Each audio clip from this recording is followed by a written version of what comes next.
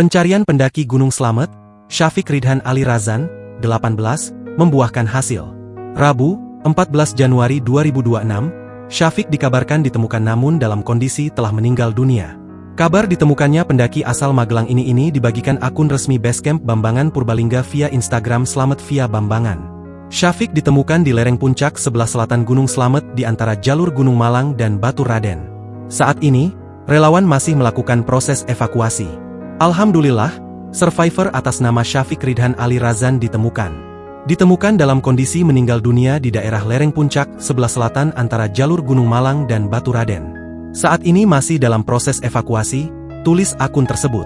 Diberitakan sebelumnya, Syafiq dinyatakan hilang pada Senin, 29 Januari 2026. Syafiq mendaki Gunung Slamet bersama temannya, Himawan Haidar Bahran, pada Sabtu, 27 Desember 2025, malam lewat Basecamp di Pajaya Pemalang.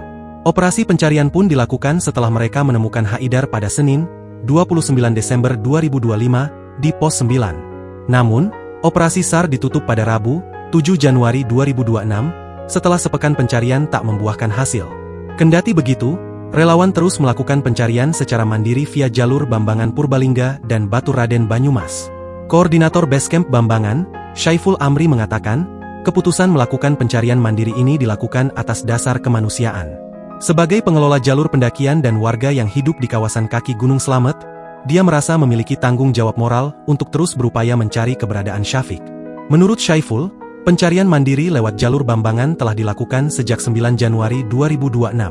Ada 3 search dan rescue unit yang diterjunkan ke titik pemetaan dan koordinat yang sebelumnya telah disusun Basarnas.